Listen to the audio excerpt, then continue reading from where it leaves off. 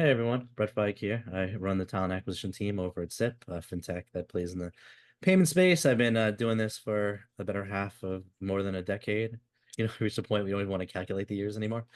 Um, and hi, thank you everyone for coming by. Looking forward to having the conversation. All right, I'll go ahead. So my name's Rotimi. I've spent the past 2 years working in talent acquisition at IBM, so managing the full cycle recruitment process for roles of varying seniority, and through that, also coaching some recruiters on the team on best practices related to effectively working with hiring managers, having conversations with candidates. So I'm really excited to be here as well. I'm Dan Harten. I've been in talent acquisition for about a decade plus.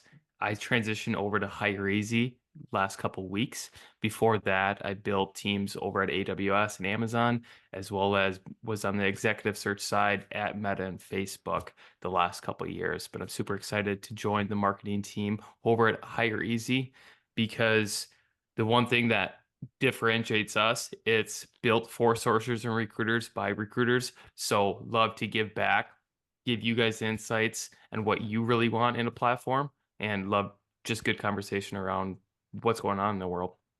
Absolutely. And thank you everyone again for joining. I wanted to start with there's a lot that can be talked about with engagement technology, but sometimes we forget to talk about what exactly engagement technology is. So I'd love to just set up context for our audience. So Brett, I'll start with you. What does engagement technology mean? There's AI, there's a lot of headlines talk about what the capabilities are. Can we just give like a broad-based understanding of Yeah, let me see if possibility? I could package everything together.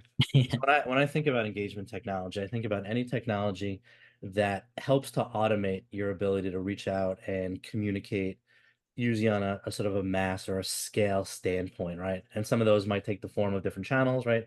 There are email ones that talk about drip feed marketing. There are ones that think about different channels, ones that, are built more towards social media. But at the end of the day, it's almost like a sales process in a way. That it's about gaining interest and gaining attraction. And it's supposed to be a smart way. It doesn't always work out like that, but yes.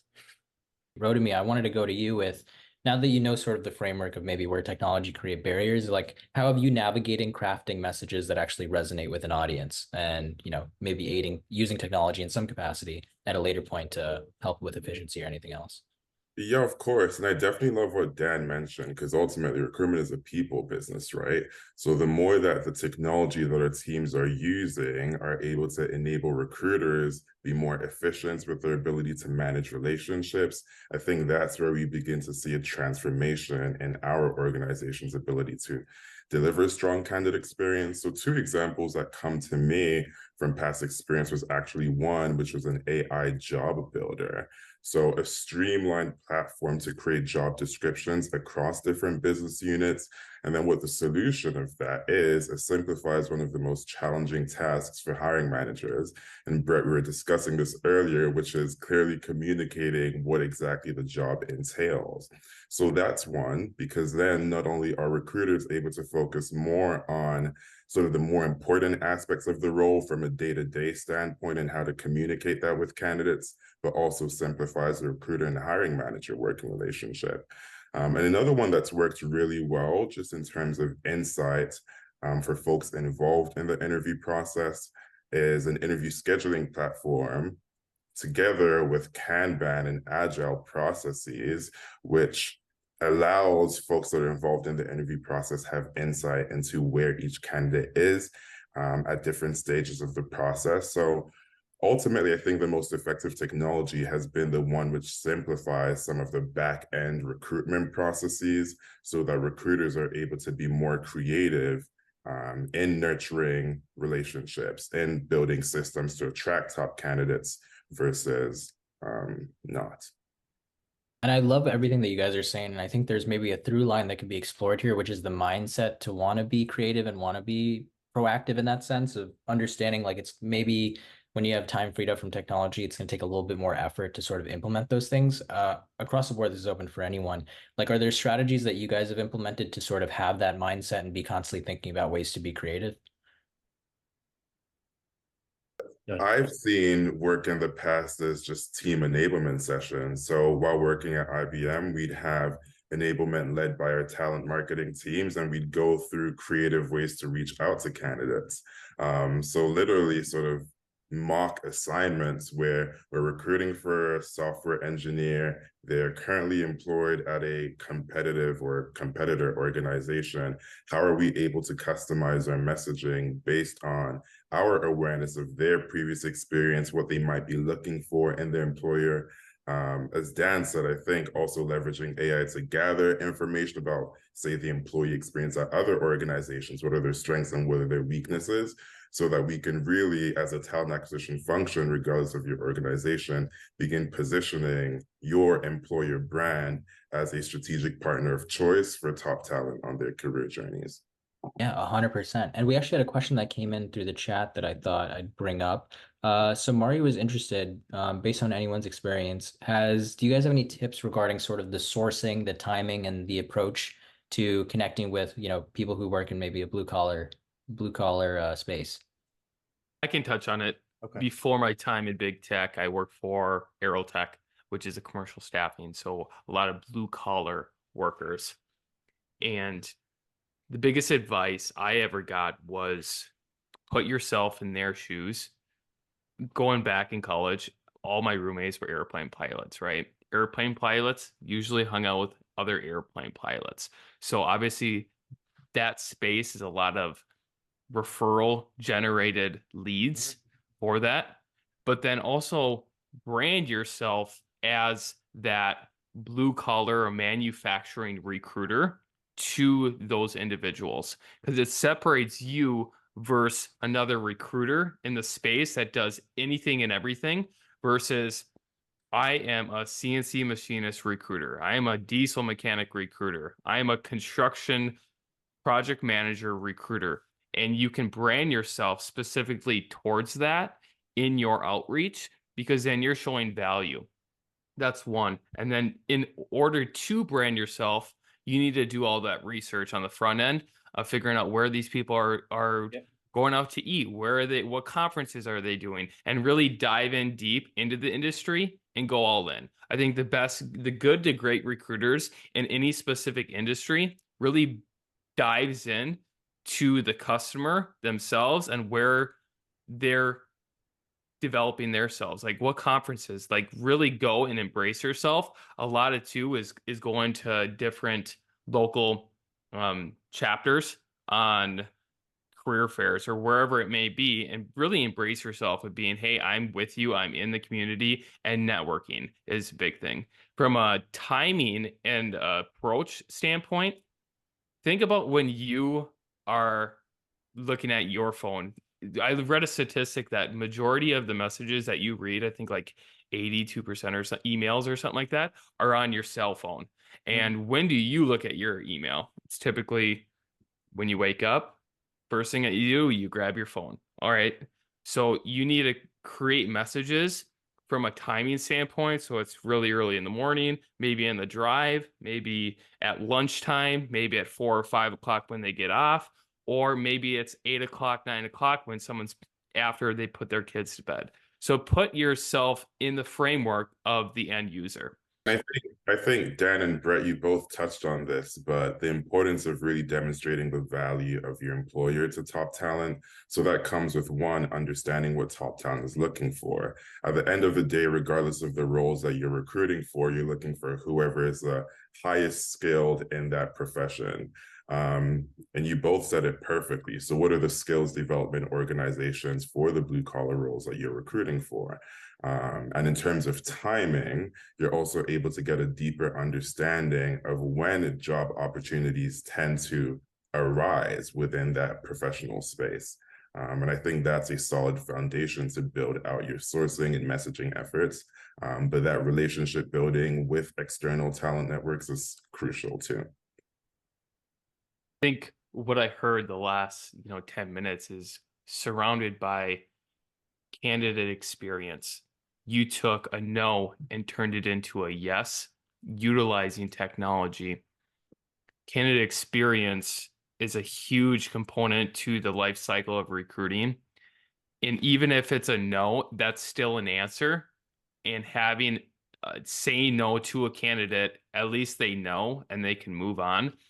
What strategies that you've utilized from a technology standpoint to continue that partnership and relationship, to whether it's in your CRM or whatever it may be, the good, bad, or the ugly? How are you guys going back to those candidates that maybe already interviewed or applied and it wasn't the right time, whatever it may be? What is your guys' experience in that? So I have a quick just front end technology that I really, really like, that I recommend. It's not free. There's a company called Stard, right? It's kind of a candidate net promoter score. They integrate with Greenhouse, they integrate with like a lot of platforms. And what they essentially do is ping the candidate with simple surveys or simple like ratings that they want to give at different points during the process. And it compiles phenomenal analytics, but it allows you to detect if someone isn't happy or they haven't had the best candidate experience and sort of jumping on it. And it's not just putting your recruiting team under the microscope, because they're also commenting on the business. Was the business prepared? Were they interviewed properly? They feel like they got to put their best foot forward, so on and so forth. And it really breaks it down. Like, what about the recruiter prep? What about the recruiter debrief? What about the business? Were they on time? Were they engaged? And that's really, really helped us confirm that we are providing a good candidate experience and then we are kind of taking things in the right direction, but also identifying early on when we haven't. And the premise, which is held true, is that if we could find out someone is unhappy at an earlier stage, we can jump in and really kind of figure out what happened and correct it, as opposed to waiting until it turns into an anonymous Glassdoor rating. So I didn't want to go into the many things that we do, but I think that falls under the guise of, if you're not measuring it, then how do you know you're providing a great candidate experience? How do you know you're the people that you're interacting with? And especially if you're a company that sells products or services, like, you're an extension of your brand. There's definitely, I think everyone can think of a company they interviewed at, and horrible experience, they'll never use that company's product again. Like, but would rather not use that company's product. So you have to adopt and really own a mindset of like, there's no difference between customers and candidates, right? They're all potential customers, and their customers are kind of potential candidates, and so on and so forth. And like, go the extra degree of ensuring. And how do you know? Like, how do you know your recruiters are all doing the right thing? How do you know that what you're doing is working, right? When the data comes back, and you're able to see trends over time. You're able to see like what areas are weaker and what is not, and how it's impacting your brand in a real time, continuous sort of way. I'd say I've had a bit of a manual approach to tracking those candidates that do a great job and might be a fit for future opportunities. A specific example that comes to mind is when recruiting for strategy consultants within IBM. And we'd have headcount, which would obviously fluctuate depending on business need. But there are candidates that had gone through the interview process, were strong candidates for the role, but maybe there wasn't an open opportunity at the time. My take is simply staying in touch with them. So I'd let them know, again, similar to the timeline piece, this consulting practice is typically recruiting for roles in August. So we spend the summer organizing recruitment events and opportunities for external talent to get in touch with the hiring team. I'd recommend reconnecting in May so I could let you know, you'd be one of the first to know about our upcoming recruitment events. And you can also begin, again, gaining a deeper awareness of what's required to succeed in the role. So I'd be curious about if there's technology that's able to advance that in terms of ongoing candidate engagement when they're not in the funnel for a specific role, because my approach has been more sort of just nurturing, like a note or an Excel where I'm sort of tracking candidates in that way. I've not seen it. I've not. I mean, I think my experience in being in every other candidates, any other companies, not pipeline, but communities, whatever they're calling, is like emails about stuff that makes no sense. Like, hey, we detected that you really want this job. We're now hiring for an administrative assistant or janitor. And I'm like, I don't even remember whenever I said I wanted to click a box and be involved in this, but it's never really engaging for a while. And this falls under really content management and having a content managing strategy, which is a skill set above and beyond recruiting. I put in the same category as like brand or employer brand marketing, like a buzzword that people throw, until you meet someone who actually does this and they're like, wow, my mind is blown, the depths that I never knew this went into.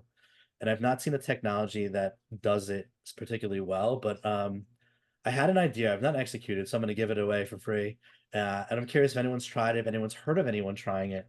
I had an idea, especially around engineers, that to create like a Slack community. A lot of companies use Slack, and you could actually open up a channel to people who don't work at that company. It kind of firewalls it off. And turning that into sort of a real community, a way to keep in touch with the people that you interviewed that you liked, but maybe they weren't quite right then, for whatever reason, or they weren't as skilled as you needed them, and really draw that into a community of help, whereas you're not just giving them update of what's going on, but also helping them in terms of, hey, you have a buddy that works in another company that's hiring, right? And you're throwing out things that don't help you but really add value, and kind of encouraging them to kind of do the same thing. And you're now, and if you could successfully do that, you now have the keys to an actual, a real community. And like a real community is like people are there to help each other, not necessarily just for your brand or your company, but as a way to bring people together. And it becomes almost like like a Reddit group of some sort, right? Mice shenanigans. And I've not heard of anyone doing it, and I don't know if it's possible to pull it off, but I have a dream of one day making that happen. I think you had a great point just simply around employer brand marketing, because a recruiter's role is also establishing a strong personal brand that reflects the benefits of working at your employer. So, for example, simply connecting with them on LinkedIn, but more than that, releasing consistent content around the employee experience that makes you excited to work there. If we're able to transition from these are the job opportunities available, this is when they're available, to more of the experiential components that top talent is looking for in an employer, I think that would elevate our ability to nurture relationships with candidates, because 3 months, 6 months, 1 year down the line, they've been inundated with content around your organization that has made them even more excited for potential opportunities. And so that's an approach on an individual level. On an organizational level, I'd say that's where there's clear enablement around talent attraction. Yeah. So what is our core messaging that we want our recruiters to all have a unified approach when communicating with external talent audiences? Because again, that eases the burden of recruiters creating this content. But no, there's a clear strategy around the pillars of our employee experience that we'd like to highlight. And here's how you're able to do that.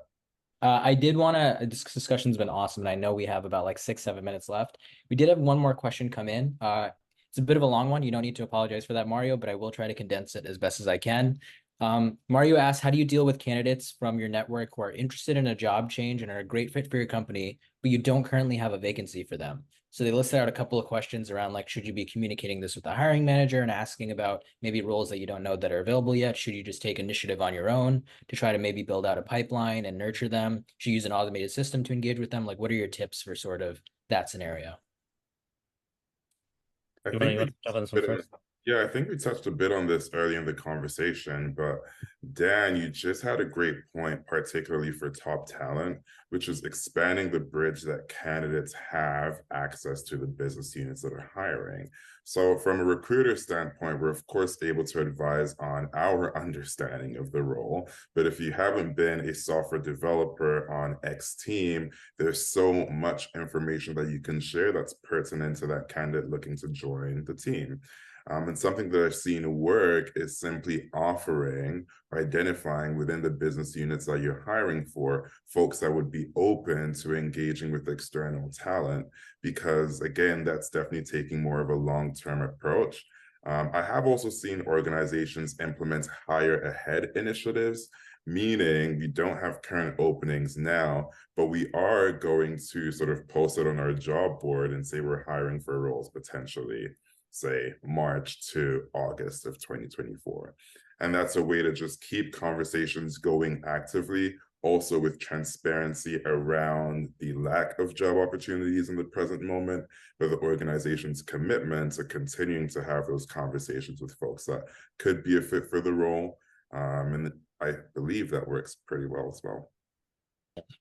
I think that I'd pull back on some of the technology that gives people the ability to message at scale without providing assurances on best practices to handle, right? And I'll give a quick example, like drip feed marketing. So many great programs that do it, allows you to set up your entire campaign and do so many interesting things in terms of customization things that respond to the time of day the message goes out and data you come in, but it doesn't prevent you from doing huge harm. It doesn't actually help you in the direction of, well, let's talk about the psychology of messaging. Let's talk about how you're A/B testing, or what the actual thought process is of why we're sending these messages, what messages at what times, and then what are we doing with the data to ensure that if something doesn't go well, we figured out why, and if it goes well, we're able to build and iterate upon that. And I'd make this industry a lot less spammy, I think, is what that boils down to. I love that. Rotimi, Dan, anything from you guys? I feel like taking a little bit more of a philosophical approach to this response, Sure.